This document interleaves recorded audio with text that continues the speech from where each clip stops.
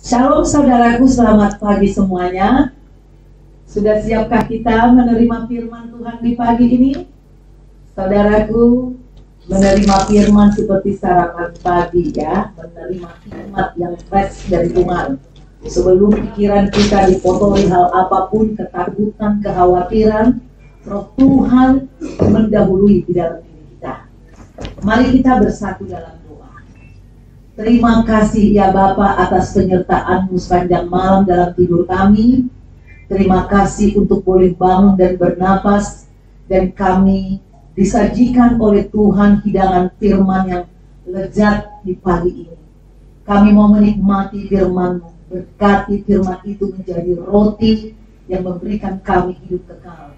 Firman-Mu menjadi terang bagi kami di dalam berpikir, di dalam bertindak, di dalam melangkah sepanjang hari ini. Firman-Mu menjaga hati dan pikiran kami. Kami sambut firman-Mu Bapa dalam nama Tuhan Yesus dengan hati yang bersyukur. Haleluya, amin. Saudaraku, dengan saya Pendeta Deborah Dumasi Janipar Tambunan dari CBM 7 TV atau CBM 7 TV dalam acara BLC atau Bible Lover Club, yaitu klub untuk membaca Alkitab dari awal sampai akhir, dari Kejadian sampai Wahyu secara teratur, satu pasal setiap hari. Hari ini kita sampai di Kitab Kejadian pasal 25. Pasal 25 terdiri daripada 34 ayat. Ada beberapa perikop saudaraku. Perikop pertama, keturunan Abraham dari Ketura, ayat 1. Abraham mengambil pula seorang istri, namanya Ketura. 2. Perempuan itu melahirkan baginya Zimran, Yoksan, Medan, Midian, Isibak, dan Suah. 3. Yoksan memperanakkan Sheba dan Dedan. Keturunan Dedan ialah orang Asyur, orang Letus, dan orang Leum. 4. Anak-anak Midian ialah Eva, Ever, Henok, Abida, dan Elda. Itulah semuanya keturunan Ketura. 5. Abraham memberikan segala harta miliknya kepada Ishak. 6. Tetapi kepada anak-anaknya yang diperolehnya dari gundik-gundiknya, ia memberikan pemberian. Kemudian ia menyuruh mereka masih pada waktu ia hidup meninggalkan Ishak anaknya dan pergi ke sebelah timur, ke tanah timur. Perikop kedua, Abraham meninggal dan dikuburkan. Ayat 7. Abraham mencapai umur 175 tahun. 8. Lalu ia meninggal. Ia mati pada waktu telah putih rambutnya, tua dan suntuk umur. Maka ia dikumpulkan kepada kaum leluhurnya. 9. Dan anak-anaknya Ishak dan Ismail menguburkan dia dalam gua Makpelah di padang Efron bin Zohar, orang Het itu, padang yang letaknya di sebelah timur Mamre. 10. Yang telah dibeli Abraham dari Bani Het.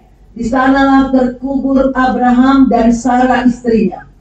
11. Setelah Abraham mati, Tuhan memberkati Ishak anaknya itu, dan Ishak diam dekat sumur Lahai Roi. Perikop ketiga tentang keturunan Ismail. Ayat 12.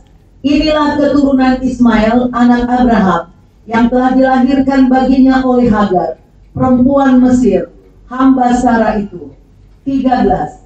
Inilah nama anak-anak Ismail, disebutkan menurut urutan lahirnya: Nebayot, anak sulung Ismail, selanjutnya Kedar, Adbel, Mibsam.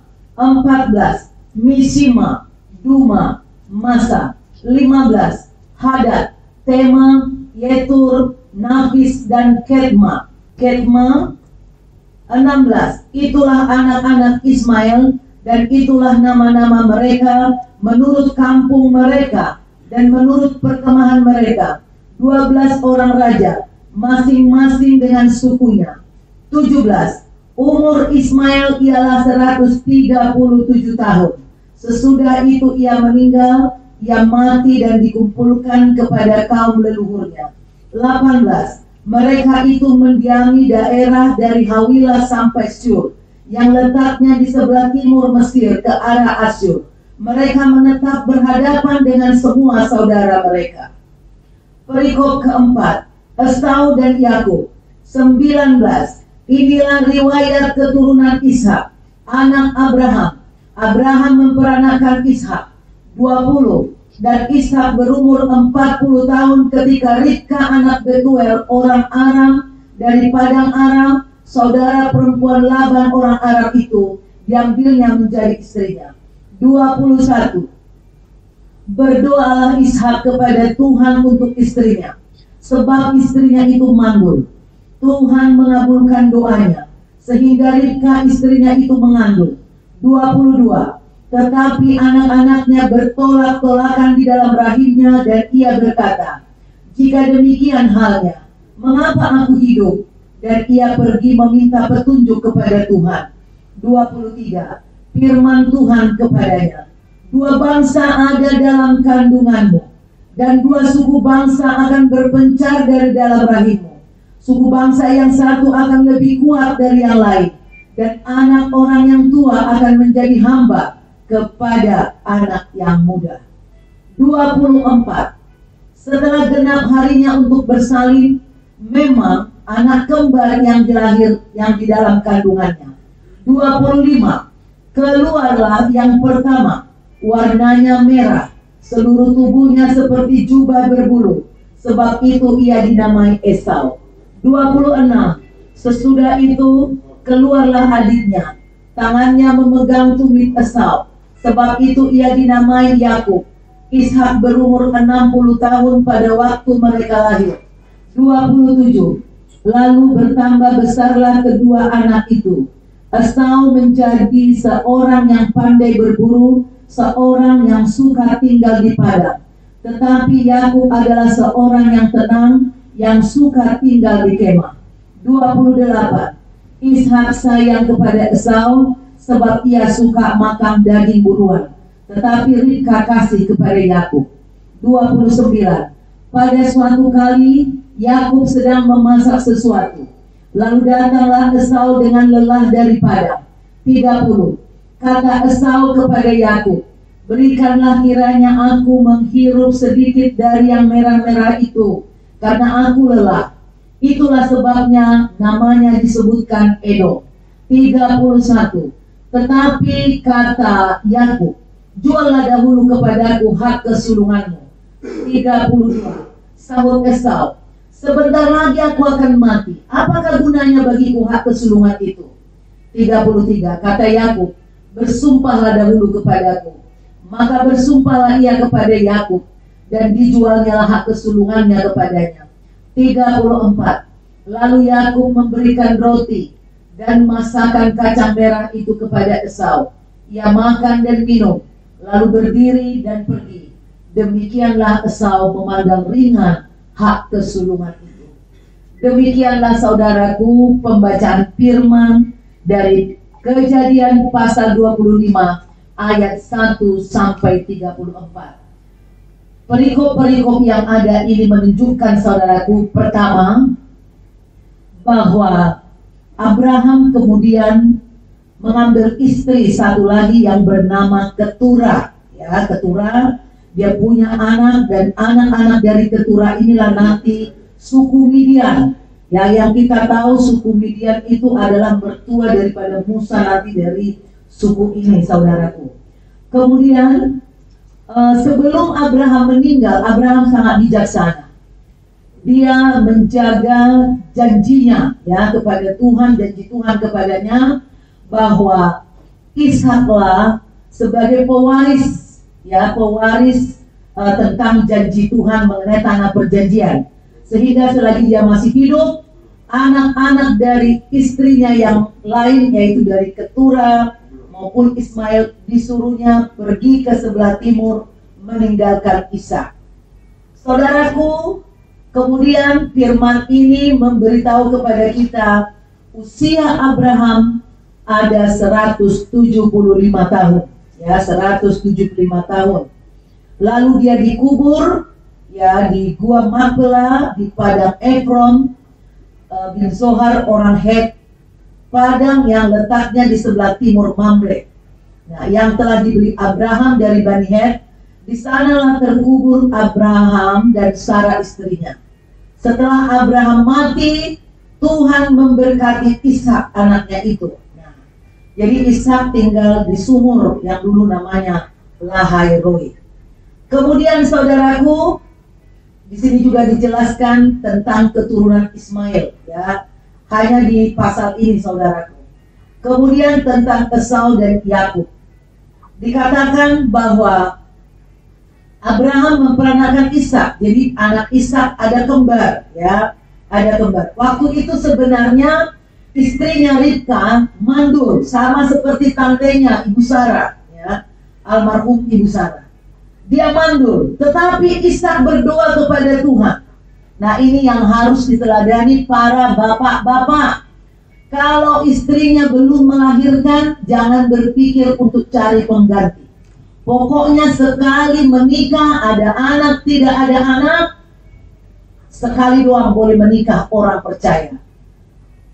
Kalau mau rindu anak, Tuhan Yesus masih memiliki kuasa saat ini, besok selama-lamanya, gak habis-habisnya kuasanya. Kuasanya tidak terbatas. Saudara berdoa, saudara hanya perlu mengoreksi diri, melakukan komitmen yang baru dengan Tuhan, hidup di dalam Tuhan. Pasti Tuhan jawab doa saudara, maka akan diberikan anak. Kalau Ishak, istrinya Ribka diberikan anak, istri saudara juga pasti diberikan anak. Saudaraku, ketika masih mengandung Ribka mengandung kedua anaknya, datanglah ibu Ribka ini kepada Tuhan, meminta petunjuk. Ternyata Tuhan berfirman mengatakan di kandunganmu itu ada dua anak. Dari dalamnya nanti akan menjadi 2 suku bangsa. Dan yang satu lebih kuat dari yang lain. Itu ada nubuat tentang anak yang dikandungnya. Kemudian saudaraku, setelah melahirkan, ternyata anak yang pertama keluar yaitu Ishak, warnanya merah. Ya, warnanya merah, makanya dia disebut Esau, ya, tangannya memegang tumit Esau. Tetapi di kemudian saudaraku, setelah besar, Esau ini senang berburu. Jadi hasil buruannya sering dia kasih kepada papanya Yakub, ya, kepada papanya Ishak. Ishak suka makan daging buruan. Sementara pertumbuhan Yakub senang bantu-bantu mamanya di rumah. Yakub seorang yang tenang. Otomatis saudaraku, ya, di dalam rumah tangga anak yang dekat dengan ibu pasti lebih sayang kepada ibunya, otomatis menyita kasih sayang ibunya. Demikian juga bapak yang selalu bersama-sama dengan anaknya pasti akhirnya lebih dekat dengan anak yang selalu bersama-sama. Demikianlah terjadi di kemudian hari, perbedaan kasih sayang, perbedaan pemikiran, cara berpikir. Nah, suatu hari saudaraku, Esau datang dari luar, lelah dari padang. Ternyata Yakub sedang memasak sup kacang merah, ya, brenebon. Kemudian si Esau minta, bagi dong kepada saya. Dengan hebatnya si Yakub bilang, jual dulu kepada saya hak kesulunganmu. Saya tidak bisa menyalahkan Yakub dalam hal ini. Banyak hamba-hamba Tuhan mengatakan Yakub jahat, Yakub ini. Menurut saya gini, karena dia tinggal di rumah. Ishak kan banyak mengalami perjalanan hidup dengan Abraham, dengan Tuhan. Otomatis dia mendengar cerita tentang janji Tuhan, tentang tanah Kanaan, dan dia ingin melihat janji itu terbukti, sehingga tiap hari pikirannya tentang hak kesulungan itu. Makanya ketika ada kesempatan, dia ngomong kepada abangnya, udah jual dulu hak kesulungan. Memang kelihatan seperti kejam, tapi karena dia mungkin percaya kepada firman Tuhan. Nah, Esau karena sering berpetualang, mungkin dia kurang mendengar firman Tuhan, kurang mempercayai tentang janji Tuhan. Dengan entengnya hanya untuk secangkir kacang merah, dia mengatakan, untuk apa ntar lagi saya mau mati kok, ambil aja, ambil. Inilah orang-orang yang tidak menghargai hak kesulungannya. Nah, lalu si Yakub pun tidak mau dia sembarangan, bersumpah dulu katanya. Lalu Esau bersumpah menjual hak kesulungannya kepada Yakub. Lalu Yakub memberikan roti dan masakan kacang merah itu kepada Esau. Ia makan dan minum lalu berdiri dan pergi. Nanti di pasal-pasal berikut kita akan masih bahas. Pesan saya kepada semua, jangan engkau mudah meninggalkan iman percayamu kepada Tuhan hanya karena soal pekerjaan, soal jodoh, ya soal tempat tinggal, urusan dunia. Jangan pernah. Itu bicara hak kesulungan. Hak kesulungan kita adalah di mana Yesus sebagai anak sulung sudah mati untuk kita, memberi darahnya. Kita ditebus, kita menjadi miliknya. Jika engkau menjual imanmu, kepercayaanmu terhadap Yesus Kristus untuk suatu barang yang baru, kau akan seperti Esau, mau nangis Bombay pun gak bisa kembali. Saudaraku, hargai, hormati, cintai pengorbanan Tuhan Yesus. Tidak ada penebusan sekalipun engkau memiliki perbuatan yang baik di dunia ini, amal ibadahmu, amalmu berbuat baik kepada orang, itu tidak bisa membawa kau ke surga. Di bumi ini kau bisa menerima balasan kebaikan karena engkau berbuat baik, tapi untuk soal selamat itu hanya melalui percaya kepada Tuhan Yesus. Barang siapa percaya kepada Anak, sesungguhnya dia menerima hidup yang kekal. Itulah janji firman Tuhan. Demikian saudaraku, mari kita berdoa. Terima kasih Bapa untuk firman-Mu mengenai Abraham, keturunannya, dan sampai cucunya Esau dan Yakub. Kami mendapat pelajaran hari ini supaya kami tidak mudah menyerah dalam hidup ini. Kami tolak segala roh perbudakan, roh yang menganggap enteng, menyepelekan janji Tuhan, menyepelekan firman Tuhan. Kami mengikat setiap roh murtad, kami mengikat setiap roh yang menggampangkan janji Tuhan. Darah Yesus memuduskan pikiran dan hati kami. Biarlah kami dan anak cucu kami terus percaya kepada Tuhan. Apapun persoalan yang kami hadapi, kami tidak mau menjual iman kami kepada Yesus Kristus untuk mendapatkan makanan, mendapatkan pekerjaan, mendapatkan jodoh, mendapatkan apapun yang mana yang ada di dunia ini. Kami mau terus percaya, dan kami percaya jika kami hidup benar di bumi pun kami pasti diberkati Tuhan. Sampai ke surga kami diselamat. Terima kasih Tuhan Yesus, karena Engkau sudah mati di kayu salib. Darah-Mu yang Kau curahkan menguduskan kami, membebaskan kami dari dosa, dari maut, sehingga kami bisa memanggil Tuhan Bapa kami. Kami adalah milik-Mu, kami adalah anak-Mu. Kau sudah menebus kami dengan darah Yesus. Berkatilah kami hari ini, pekerjaan kami, dimanapun kami berada Tuhan. Semua yang rindu bekerja, Kau beri pekerjaan tanpa harus menjual iman. Engkau berkati kami Tuhan untuk mendapatkan modal, dapatkan pelanggan, dapatkan usaha, dapatkan tempat tinggal, apapun fasilitas kehidupan yang kami butuhkan, Engkau sediakan. Kami percaya anak-anak-Mu tidak ada yang mengembara, tidak punya rumah.